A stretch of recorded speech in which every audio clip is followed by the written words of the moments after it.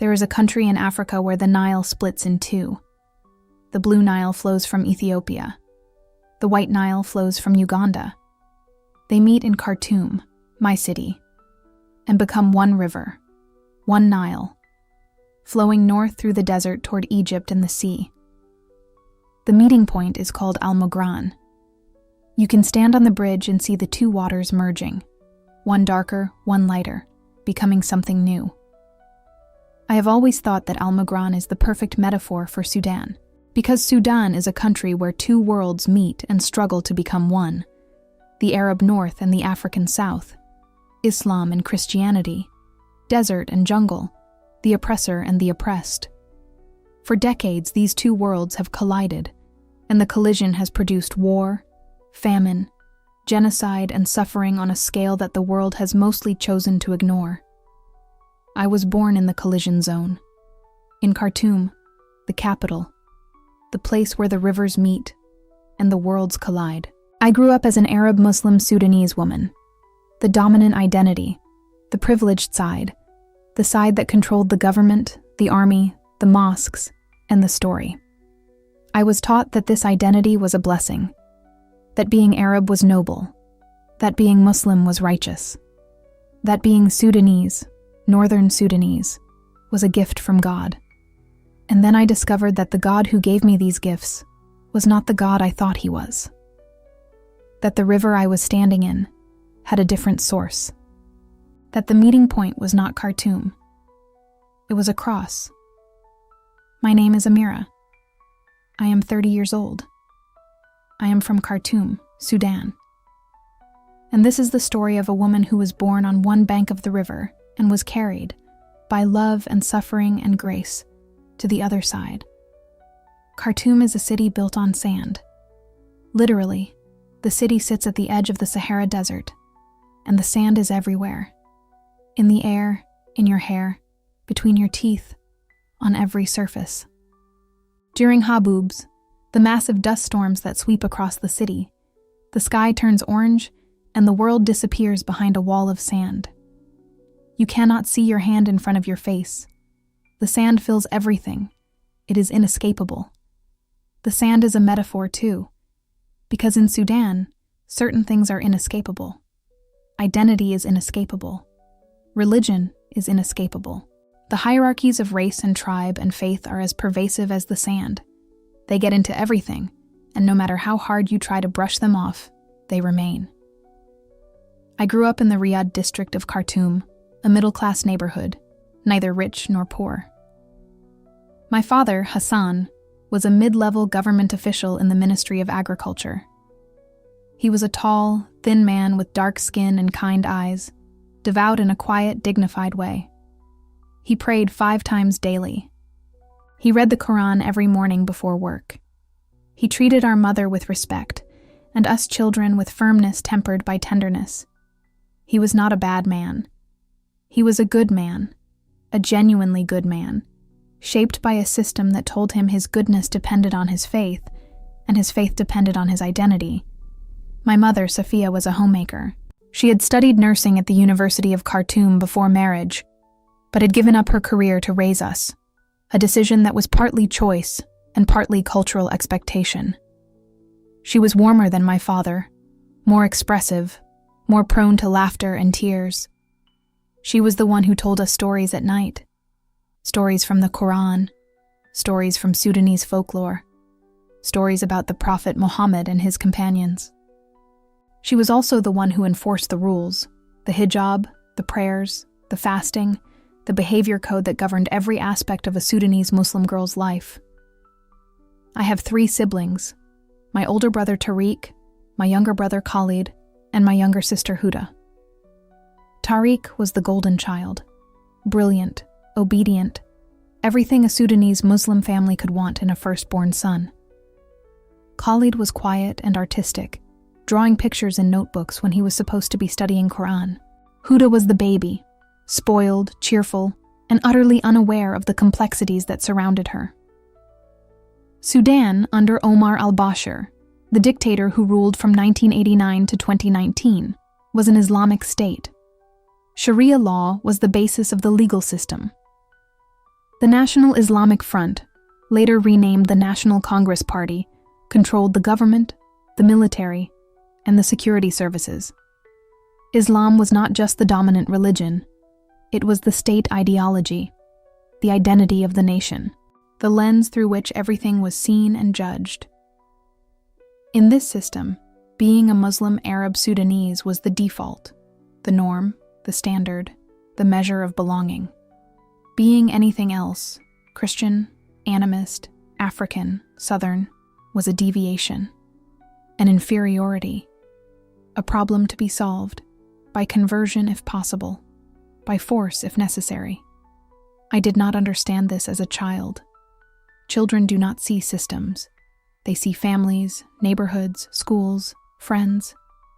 I saw a warm home, a loving family, a community that celebrated Eid and fasted during Ramadan, and prayed together, and ate full madams and kisra and bamia, and felt like the center of the world. But the system was there, beneath the warmth, like a current beneath the surface of the river. And I would eventually be dragged into it. The first time I understood that something was wrong with the system was when I was 14. It was 2009, and the International Criminal Court had just issued an arrest warrant for President Bashir for crimes against humanity in Darfur. Darfur, the word that the world learned to associate with genocide. The western region of Sudan where the government, using Arab militias called the Janjaweed, had carried out a campaign of ethnic cleansing against African Muslim communities. Not Christian communities, Muslim communities. Black African Muslims killed by Arab Muslims. Because in Sudan, the hierarchy was not just about religion, it was about race. Arab above African. Light skin above dark skin. The desert above the jungle. The north above the south. The west. The east. The margins. My father, the good Muslim government official, was careful about Darfur. He did not deny what was happening, but he minimized it. There are problems in Darfur, he said, but the Western media exaggerates. They want to destroy Sudan. This was the official line, the system's explanation. And my father, a man inside the system, repeated it because the alternative, admitting that his government, his people, his fellow Arab Muslims were committing genocide, was unthinkable. I was 14, and I began to think the unthinkable. I read about Darfur on the internet, slowly, carefully, in the way that Sudanese teenagers learn to navigate government censorship. I read accounts from survivors. I read about villages burned, women raped, children murdered. I read about the Janjaweed riding into African villages on horseback, shooting and burning and screaming, "Kill the slaves. Kill the slaves." Arab Muslims calling African Muslims slaves. In the name of what? Of racial supremacy? Of Arab identity? Of the same God who supposedly created all people equal? The fracture that began with Darfur widened with South Sudan. In 2011, South Sudan voted for independence and became the world's newest country. The South had fought 2 civil wars against the North, decades of conflict that killed millions. The South was predominantly Christian and animist. The North was predominantly Muslim. And the North, under Bashir, had tried to impose Islam on the South by force. I was 16 when South Sudan gained independence. I watched the celebrations on television, people dancing, weeping, waving the new flag of a country that had been born in blood. And I felt something I had never felt before. Shame. Shame at being on the northern side. Shame at being part of the identity that had oppressed, enslaved, and killed in the name of God and Arabism. The shame was the beginning of my questioning. If my identity, Arab, Muslim, Northern Sudanese, was the identity of the oppressor, then what did that say about the God who supposedly ordained it? If Islam in Sudan had been used to justify slavery, genocide, and war, then was the problem with the people or with the religion? Could a good tree produce such rotten fruit? These questions were dangerous. In Bashir's Sudan, questioning the Islamic State was sedition. Questioning Islam itself was apostasy. Both could lead to prison, or worse. but the questions had been planted. And questions, like seeds, grow whether you want them to or not. In December 2018, Sudan erupted. The revolution began, triggered by bread prices, fueled by decades of rage, led by young people who were tired of Bashir, tired of the Islamic State, tired of being poor and oppressed in a country rich in oil and gold and land. I was 23. I was a university student, studying pharmacy at the University of Khartoum, and I was in the streets. The revolution was the most exhilarating and terrifying experience of my life. Millions of Sudanese people, young and old, Muslim and Christian, Arab and African, men and women, taking to the streets, demanding freedom, justice, democracy. The chant was, "Tasked Bas," just fall, meaning, Bashir, just fall, the system, just fall, the lies, just fall. And on April 11, 2019, Bashir fell. I had participated in the sit-in at the military headquarters that preceded his removal. For weeks, thousands of us camped outside the gates, demanding civilian rule. The sit-in was the most beautiful thing I had ever been part of. People shared food with strangers, musicians played, poets recited, artists painted murals on the walls.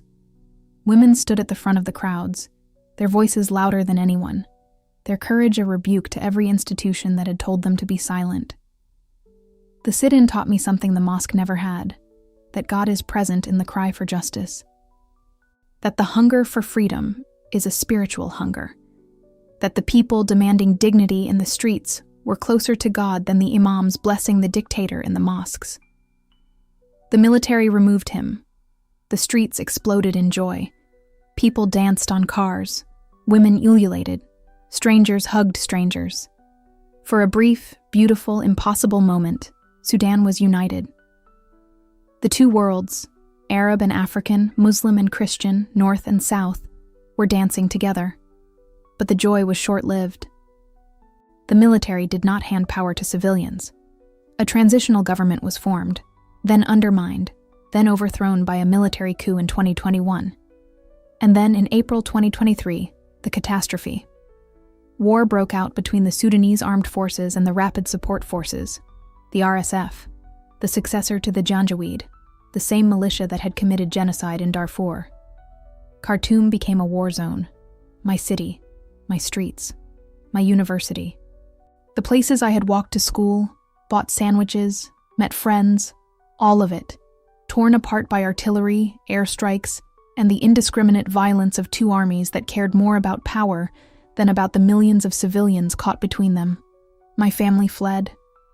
In May 2023, we left Khartoum with whatever we could carry. My mother, my sister Huda and I went to Port Sudan, on the Red Sea coast. My father and brothers stayed behind. My father because he felt obligated to protect our property. My brothers because Tariq was stubborn, and Khalid could not leave his elderly grandmother. The flight from Khartoum was the darkest experience of my life. I will not describe it in detail because the details are too painful and too recent. What I will say is this. I saw things no person should see. Bodies in the streets, homes on fire, women screaming, children wandering alone, separated from their families. The sounds of artillery and gunfire, constant, relentless, turning the city I loved into a landscape of ash and terror. And through it all, I asked the question that had been growing inside me since I was 14. Where is God? Where is the God of Sudan? Where is the God who is supposed to protect his people? Where is Allah? The silence was absolute. I need to stop here and speak to anyone watching who is in Sudan right now, or who has fled Sudan, or who has family in Sudan. I see you. I know the pain. I carry it too. The war in Sudan is one of the worst humanitarian disasters on earth right now. Millions displaced, thousands killed, cities destroyed, and the world is barely watching. If you are watching from Sudan, from Port Sudan, from the camps, from wherever you have found safety, I want you to know, you are not forgotten, not by the world, and not by God. I know it feels like God is silent. I felt that silence too. But the silence was not absence. It was the prelude to something I did not expect. If you are watching from anywhere else, please pay attention to Sudan. Search for updates, donate to relief organizations, pray, and subscribe to this channel. Because this story, my story, is also Sudan's story. And Sudan's story needs to be told. Port Sudan is a Red Sea city, hot, dusty, overcrowded, and overwhelmed by the flood of displaced people from Khartoum.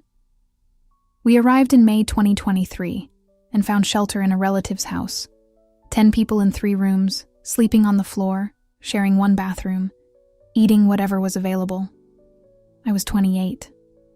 I was a pharmacy graduate with no pharmacy to work in. I was a woman who had marched in a revolution and watched the revolution eat itself. I was a daughter whose father might be dead. I was a Muslim who could not pray. The displacement had stripped away everything: my home, my career, my social network, my sense of identity. In Khartoum, I had been Amira Hassan Osman, pharmacy graduate, daughter of a government official, resident of the Riyadh district. In Port Sudan, I was just another displaced person, a number, a face in a crowd of faces, all wearing the same expression of exhaustion and loss. The stripping was brutal, but it was also clarifying, because when everything external is removed, what remains is the internal. And what remained inside me was a question. The same question that had been growing since Darfur, since the revolution, since the bodies in the streets. The question that the sand could not cover. Where is God? I was a woman without a city, without a home, without a future. The revolution I had marched in had produced a war that had destroyed everything. I volunteered at a makeshift medical clinic run by an international humanitarian organization. My pharmacy training made me useful. I could organize medications, advise on dosages, help the overwhelmed doctors and nurses who were treating an endless stream of wounded, sick, and traumatized people. It was at this clinic that I met a woman who changed my life. Her name was Sister Martha. She was a South Sudanese nurse, a Christian, a Dinka woman from the Bahr el Ghazal region. She was in her 40s, tall, dark-skinned, with the kind of quiet authority that comes from decades of working in impossible conditions. She had worked in South Sudan during the Civil War. She had worked in Darfur during the genocide. She had worked in refugee camps across East Africa. She was the most experienced medical professional at the clinic, and the most composed. In the chaos of the clinic, the crying children, the wounded men, the women in shock, the constant shortage of supplies, Sister Martha was a rock. She moved through the wards with a calm, purposeful efficiency that seemed almost supernatural. She treated everyone with the same care: Sudanese Arab soldiers, RSF fighters, civilians, children. She did not ask who they were or what side they were on. She asked, "Where does it hurt?" And she made it stop hurting. I watched her the way a drowning person watches a lifeboat. Because I was drowning. In the grief of losing Khartoum. In the rage at the war. In the spiritual emptiness that had been growing since I was 14 and had now become a void. I was a Muslim woman who could not pray. I tried. I knelt. I said the words. I performed the movements. But the words went nowhere. They hit the ceiling and fell back down like dead birds. Allah was not listening. Or Allah was not there. Or Allah was the God of the system that had produced the Janjaweed and the war and the bodies in the streets. And if that was who Allah was, then I did not want him to listen. Sister Martha noticed. Because Sister Martha noticed everything. It was part of what made her a great nurse. She noticed the wound that the patient did not mention. She noticed the child who was not crying. She noticed the pharmacy volunteer who was not praying. One evening, after the clinic had closed for the day, she found me sitting alone on a crate behind the building, staring at the Red Sea. The sun was setting, turning the water gold and orange and pink. It was the only beautiful thing in Port Sudan. She sat beside me, quietly. For a long time, we just sat and watched the sunset. Two women from opposite sides of Sudan's divide. One Arab, one African, one Muslim, one Christian, one from the north, one from the south, sitting together on a crate, watching the same sun go down. Then she said, "You are carrying something heavy." I said, "Everyone here is carrying something heavy." She said, "Yes, but you are carrying it alone." The tears came, the tears that I had been holding since Khartoum, since the streets, since the bodies, since the silence of Allah, the tears that I had not been able to release because releasing them would mean admitting that everything I believed was broken, that the system was broken, that the God behind the system was broken, that I was broken. I cried. Sister Martha held me. A South Sudanese Christian woman holding an Arab Muslim Sudanese woman, while she wept for a country that had torn itself apart along the exact lines of identity that separated them. When the tears slowed, she said, "Do you want to know what keeps me going?" I said, "Yes." She said, "There is a man who was familiar with suffering, who was rejected by his own people, who was beaten, tortured, and killed by the authorities, and who, while he was dying, said, 'Father, forgive them. They do not know what they are doing.'" I knew she was talking about Jesus. I had heard the story before. Islam acknowledges Jesus as a prophet, as Isa, but the Islamic version of Jesus does not die on the cross. Islam teaches that God saved Jesus from crucifixion, that someone else was substituted in his place. The idea that God would allow his prophet to be tortured and killed was, in the Islamic view, beneath God's dignity. But Sister Martha was not telling me the Islamic version. She was telling me the Christian version. The version where God does not rescue Jesus from the cross. The version where God is on the cross, suffering, bleeding, dying, and forgiving. She said, "The God I worship is not above suffering. He entered it, he carries it, he transforms it, and he asks me to do the same."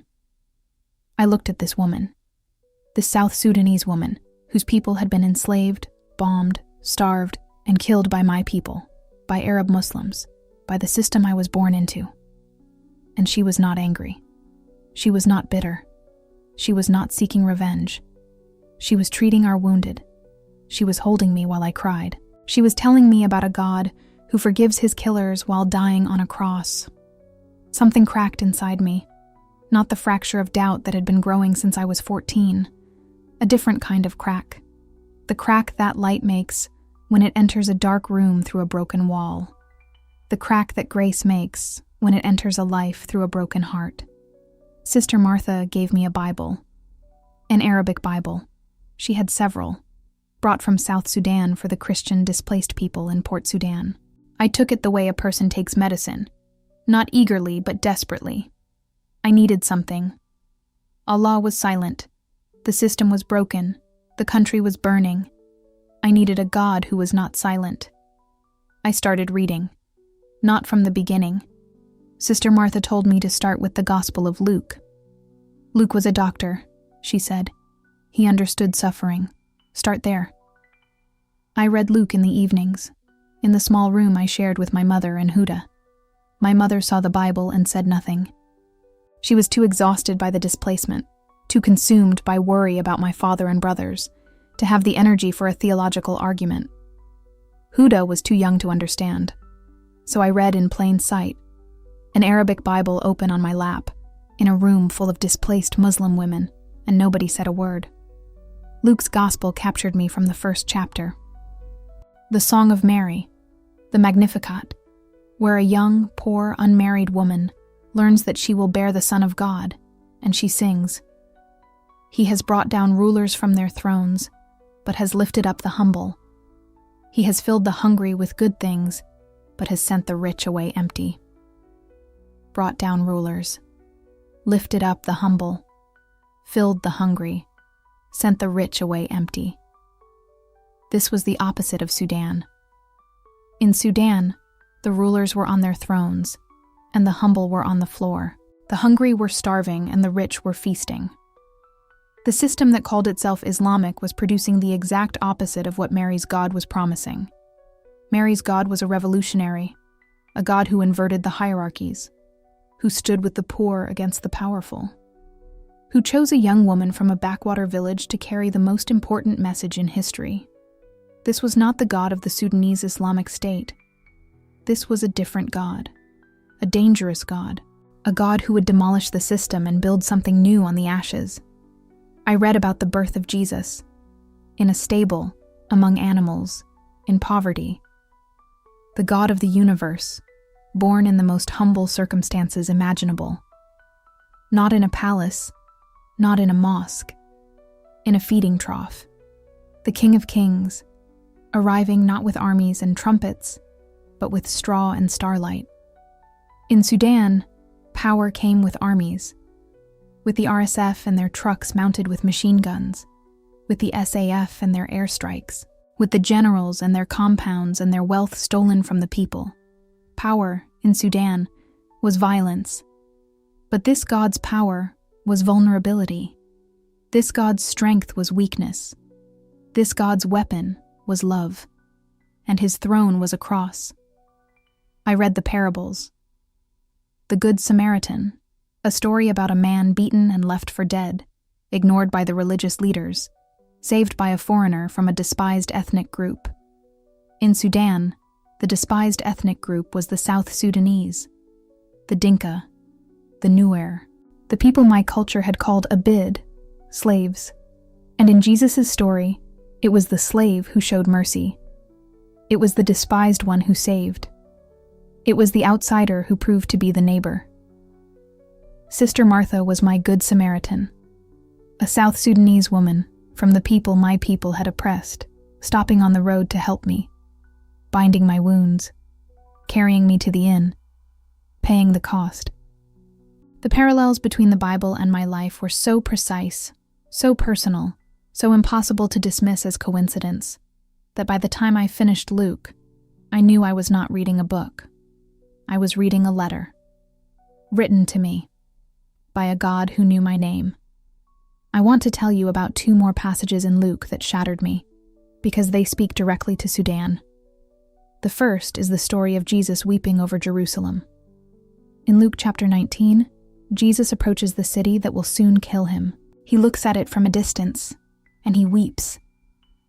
He says words that translate roughly to, "If you had only known what would bring you peace, but now it is hidden from your eyes." I read those words and I saw Khartoum, my beautiful, beloved, broken Khartoum, the city where the rivers meet, the city that was burning because its people had not known what would bring peace. They had tried military power. They had tried Islamic law. They had tried revolution.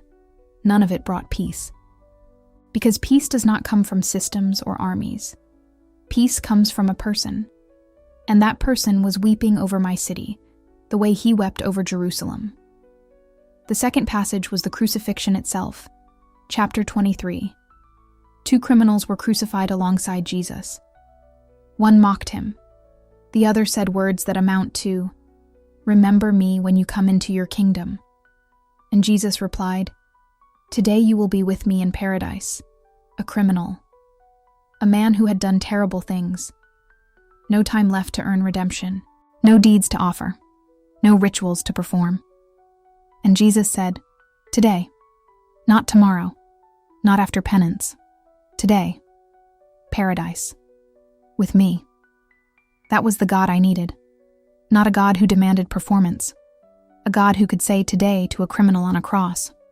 A God whose grace was so extravagant that it could include a dying thief and a broken Arab woman and a South Sudanese nurse and everyone the world had written off. Today, with me, in paradise. I finished Luke, and I sat in the dark room in Port Sudan, and I felt the rivers shifting inside me. The Blue Nile and the White Nile, merging. The old and the new, meeting. The Arab Muslim girl and the God of the cross, converging at a point that I had not chosen but could no longer avoid. My conversion happened on a Friday night in August 2023, 3 months after fleeing Khartoum. 3 months of displacement, of grief, of spiritual freefall. I was at the clinic. The day had been brutal, a wave of casualties from a nearby battle, including children. I had spent hours organizing medications, handing supplies to doctors, holding the hands of mothers while their children were treated. By evening, I was empty. Physically, emotionally, spiritually empty. Wrung out like a cloth that has been twisted until there is nothing left. I found Sister Martha in the supply room, sitting on the floor, praying. Her eyes were closed. Her lips were moving. And her face, her tired, beautiful, 40-something South Sudanese face, was peaceful, in the middle of a war zone.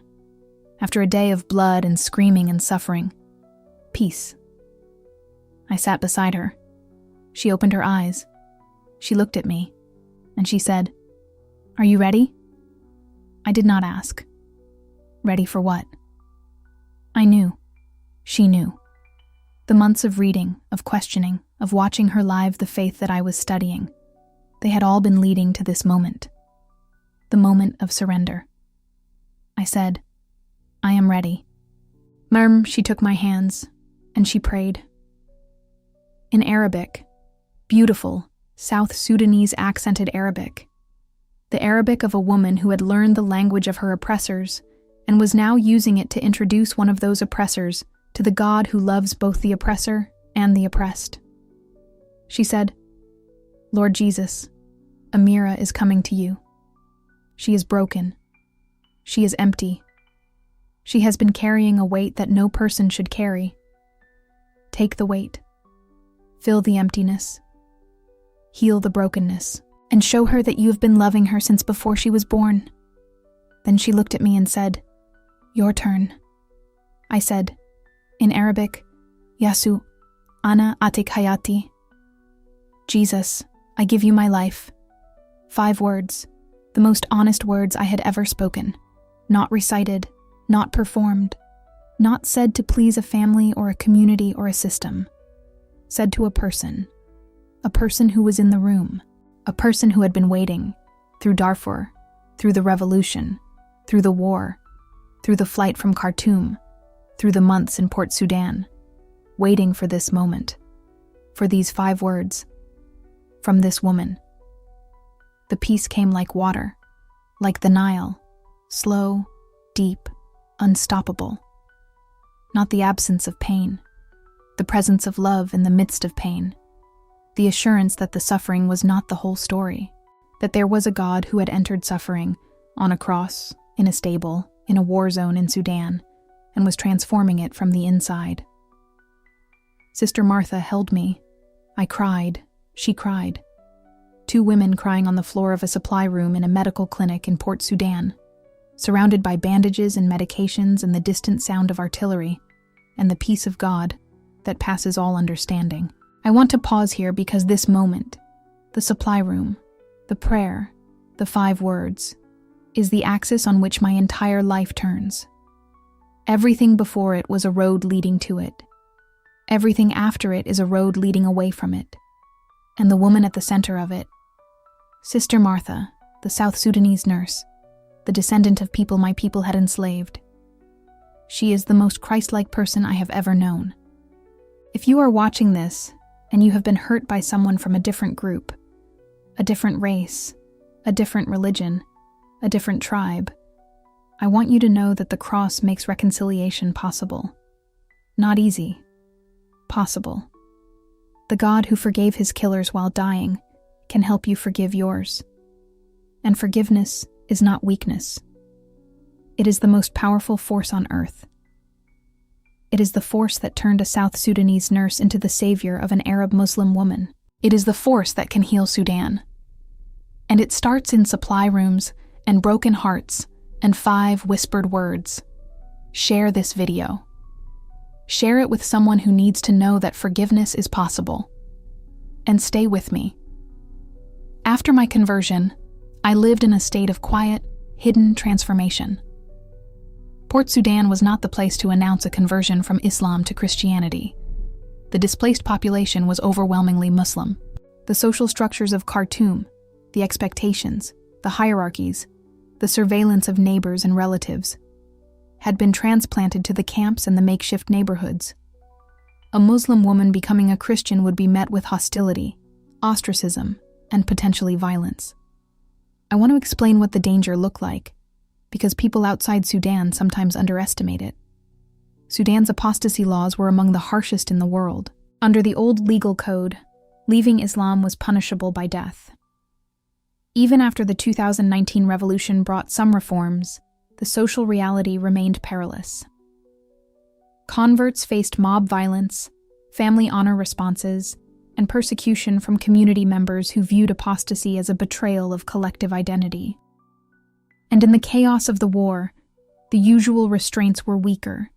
There were no functioning courts, no reliable police, no structure to protect a woman who was already displaced and vulnerable. So I hid. I performed the role of Muslim Sudanese woman, praying, covering, observing, while carrying a Bible in my bag and a prayer to Jesus in my heart. The performance was exhausting, but it was necessary, because in Port Sudan, honesty could be deadly.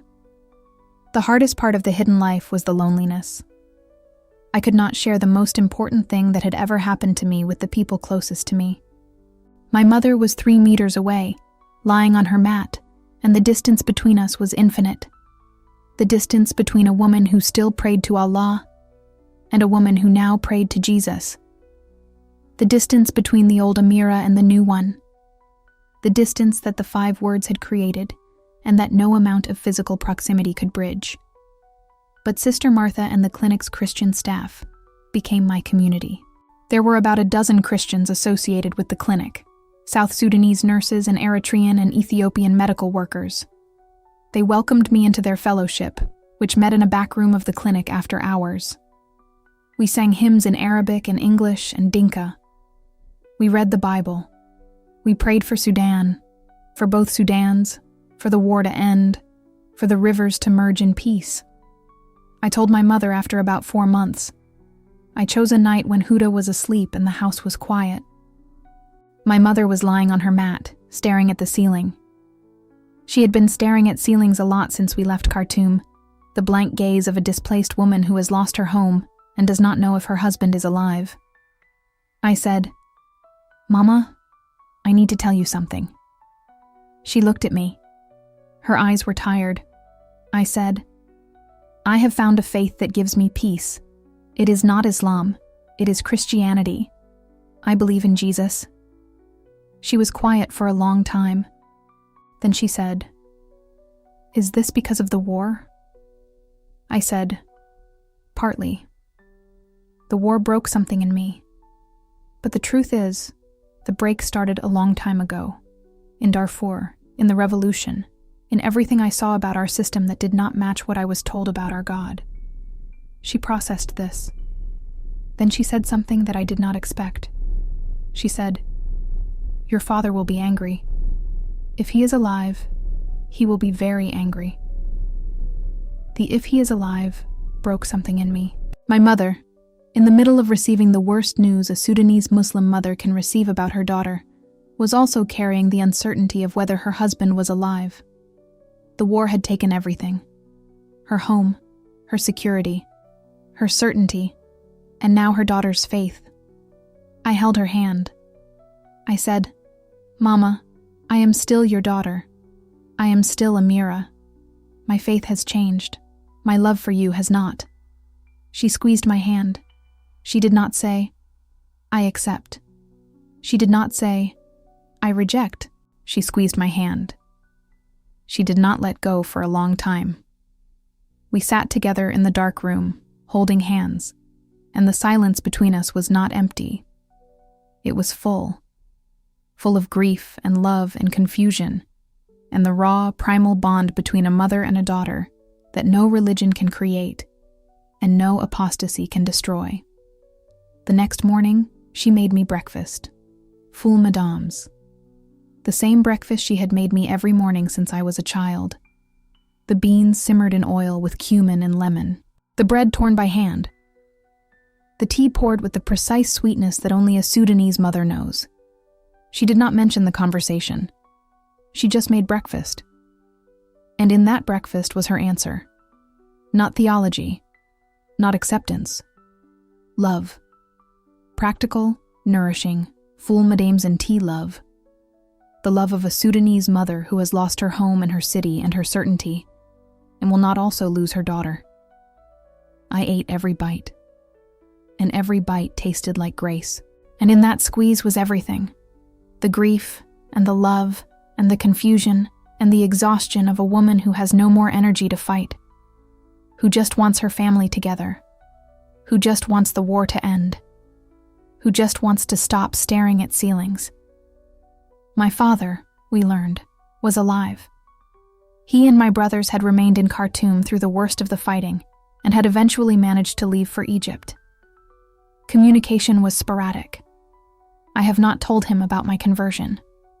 That conversation is waiting for a time when the war is over, and the family is reunited, and the ground is stable enough to bear the weight of the truth. I left Sudan in early 2024. Sister Martha helped me connect with a Christian organization that assisted persecuted believers in East Africa. Through them, I was able to travel to a neighboring country where I applied for refugee status as a persecuted religious minority. The journey out of Sudan was dangerous and painful. I will not describe the specifics of the route to protect others who may use it. But I will say this: every border crossing, every checkpoint, every moment of uncertainty was accompanied by a prayer. Not the old prayers, new prayers. Honest prayers in Arabic directed to Jesus, asking for protection and courage. There was a moment at a checkpoint where armed men were questioning travelers. My Sudanese ID card listed my religion as Muslim. The armed man looked at it, looked at me, and waved me through. He did not know that the woman he was waving through was no longer the woman on the card. That the Muslim girl had become a Christian woman. That the identity printed on the card was a shell, and the person inside was new. I thought about that moment many times. The old identity, printed, official, state-sanctioned, and the new identity, invisible, internal, known only to God. And I realized that identity is not what is printed on a card. Identity is what is written on the heart. And my heart had been rewritten by 5 words in a supply room. I left my mother and Huda in Port Sudan. My mother because she was waiting for word from my father, Huda, because she was too young to travel alone with me. The goodbye was devastating. My mother held me and whispered, "Come back to me."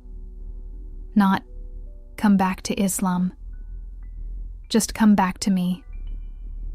I said, "I will, Mama, when the war is over, when it is safe. I will come back." She looked at me with eyes that had seen too much and believed too little, and still, somehow, loved without conditions. And I carried that look with me across the border and into the new life. The crossing itself was a rebirth, not a metaphorical one, a literal passage from one world to another. On one side, war, displacement, identity cards that lied about who I was, a country that was destroying itself. On the other side, uncertainty, poverty, loneliness, refugee status, but also freedom. Freedom to say the name of Jesus. Freedom to open the Bible without hiding it. Freedom to be the new Amira, the real Amira, the Amira whose heart had been rewritten in a supply room in Port Sudan. The first morning in the new country, I woke up early. I went outside. The sun was rising. Not a Sudanese sunrise, but a sunrise nonetheless. And I prayed, in Arabic, out loud, the name of Jesus, spoken without fear, for the first time in my life. The sound of my own voice saying his name in the open air was the most beautiful sound I had ever heard. More beautiful than the muezzin. More beautiful than the Nile. more beautiful than anything. The new life was hard. Refugee life is hard. The uncertainty, the bureaucracy, the loneliness, the guilt of being safe while your family is not. The constant gnawing awareness that your country is burning and you are watching it burn from a distance, unable to help, unable to look away. But the new life was also free. Free from the system. Free from the performance. Free from the God who sanctioned the Janjaweed and the war and the silence. I found a church.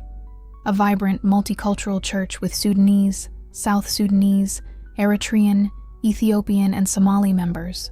The worship was in Arabic and Amharic and Tigrinya and English and Dinka, all blending together the way the Blue Nile and the White Nile blend at Al Mogran. Different sources, different colors, becoming one river. The first time I worshipped freely, openly, without hiding, without fear, I sang. I sang in Arabic. The language of my childhood, the language of the Quran I had once recited, the language of the system that had broken me, now carrying different words. Words of praise, words of freedom. Words for a God who does not oppress but liberates, who does not enslave but sets free, who does not bomb cities but enters them, unarmed on the back of a donkey with tears in his eyes. The worship was overwhelming, not because of the music, although the music was beautiful, because of the freedom, the sheer, intoxicating, almost unbearable freedom of standing in a room full of people and singing the name of Jesus without fear, without hiding, without performance. Just singing, just worshiping, just being a woman who loves God and is allowed to say so. I thought about my mother, about her ceiling staring, about her hand squeezing mine, and I sang for her. I sang for every Sudanese woman lying on a mat somewhere, staring at a ceiling, carrying a weight too heavy for human shoulders. I sang for the women of Khartoum and Darfur and Port Sudan and the camps. I sang for Sister Martha, who had carried me when I could not carry myself. I sang for Sudan, broken, burning, beautiful Sudan, and I asked God to do for my country what He had done for me. Enter the ruin, find the broken, whisper 5 words, and make the rivers merge. I am 30 now. 2 years have passed since I left Sudan. Let me tell you where things stand. I have refugee status. I have a small apartment. I work with a humanitarian organization, using my pharmacy training to help manage medical supplies for displaced populations across East Africa. The work is demanding and deeply meaningful. Every box of medication I organize is a small act of defiance against the war. Every clinic I help supply is a small victory for the people who are suffering. I am also involved in advocacy for Sudan.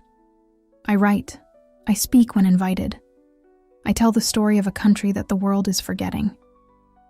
Because forgetting is the second war. The first war destroys the buildings. The second war destroys the memory. And if the world forgets Sudan, then the suffering becomes invisible, and invisible suffering has no end. I write in Arabic and in English. I write about the war, about displacement, about the women who carry the weight. And I write about faith. About a God who does not take sides in wars but enters wars, who does not bless armies but heals the wounded, who does not sanctify systems but dismantles them and builds something new from the rubble. I am part of the Sudanese Christian community in my new city. It is larger than you might expect.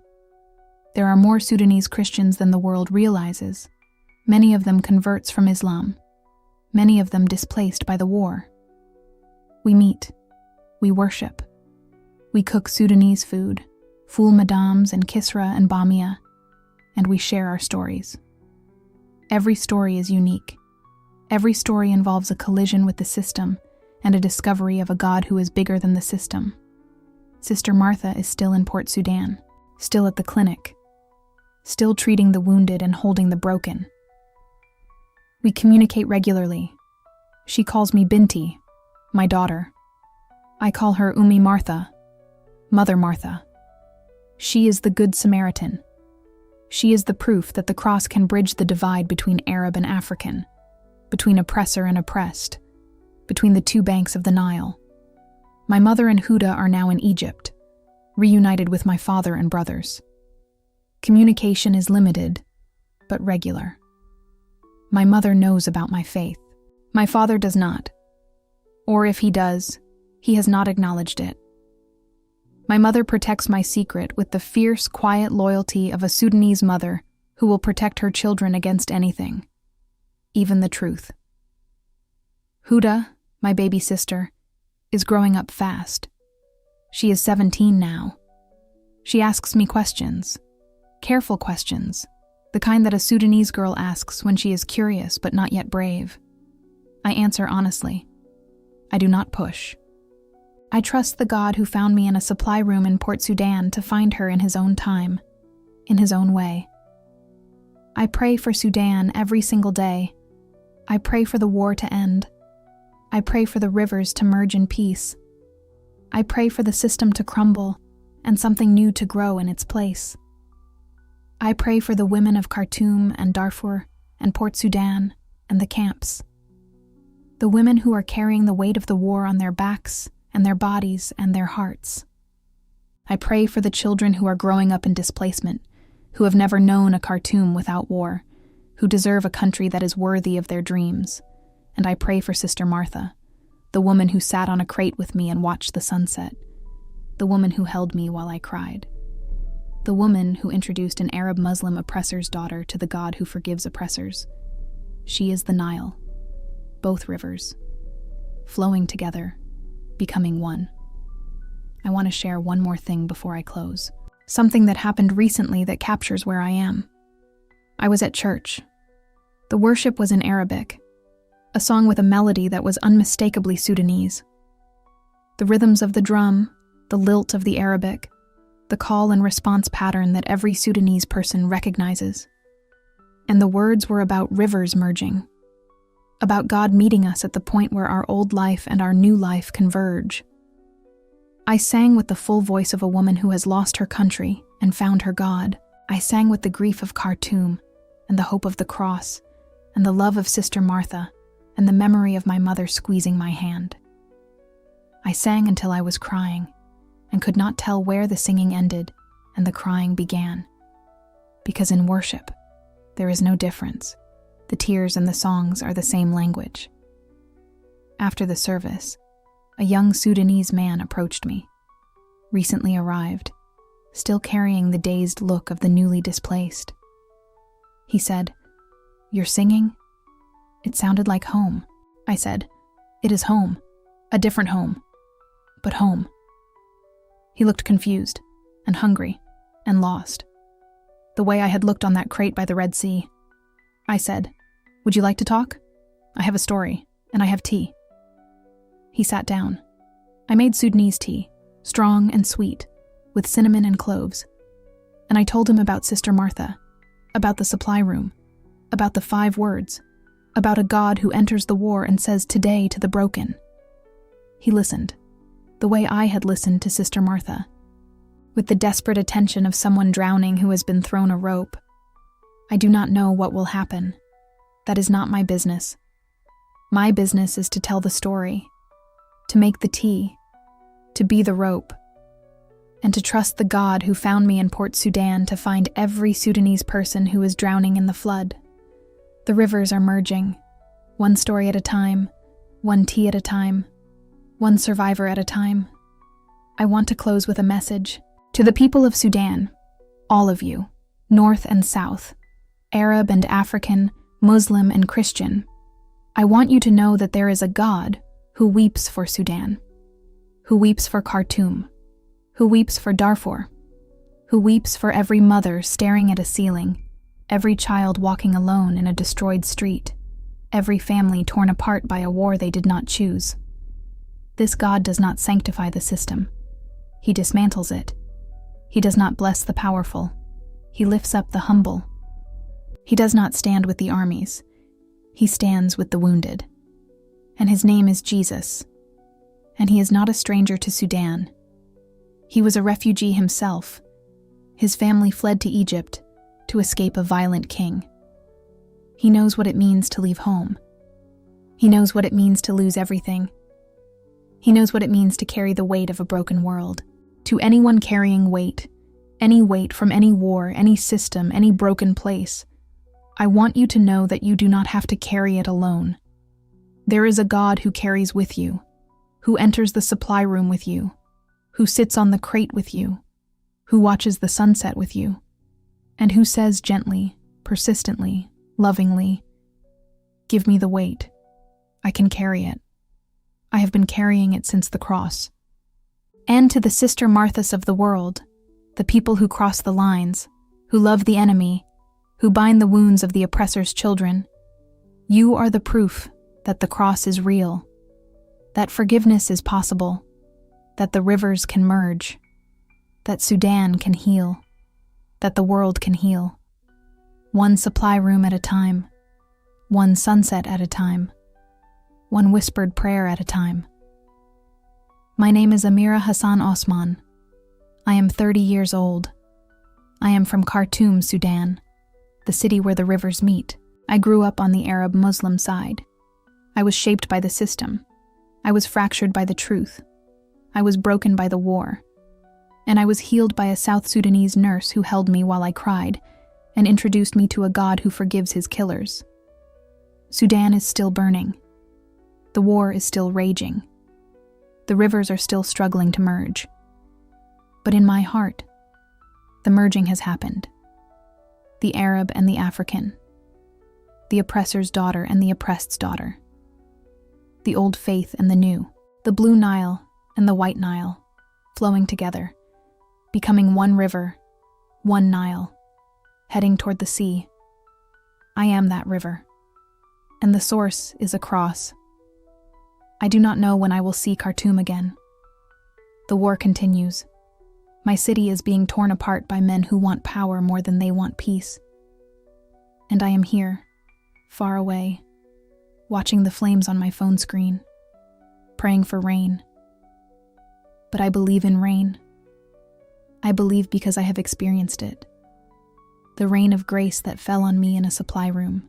The rain of love that fell through Sister Martha's hands. The rain of mercy that falls on every person who whispers 5 words and means them. The rain will come for Sudan, not the rain of politics or military victory. The rain of transformed hearts, one heart at a time, one supply room at a time, one prayer at a time. And when it comes, the rivers will merge, and the Nile will flow, and Sudan, beautiful, broken Sudan, will know what it means to be one. Thank you for watching. In Arabic, we say shukran, thank you. And in Sudanese Arabic, we add, Allah yibarik fik, God bless you. But now I say it differently. Yesu yibarik fik, Jesus bless you. The blessing is the same. The God behind it is different. And the difference is everything. If this testimony moved you, I am asking 3 things. First, leave a comment. Tell me you see Sudan. Tell me you are praying for Sudan. Tell me what part of this story stayed with you. The rivers, the supply room, the sunset, the 5 words. Every comment is a prayer, and Sudan needs every prayer it can get. Second, share this video. Share it with someone who thinks the wars of the world are beyond God's reach. They are not. God is in the war zones, in the clinics, in the supply rooms, on the crates by the Red Sea. Share it. Third, subscribe. This channel is a river. Every testimony is a tributary. Every subscriber adds to the flow. Help us build a river wide enough to carry the world's stories to the sea. Until next time, be brave, be merciful, be the river. My name is Amira, and this is my testimony. Shukran. Yesu yibarik fik. The rivers are merging.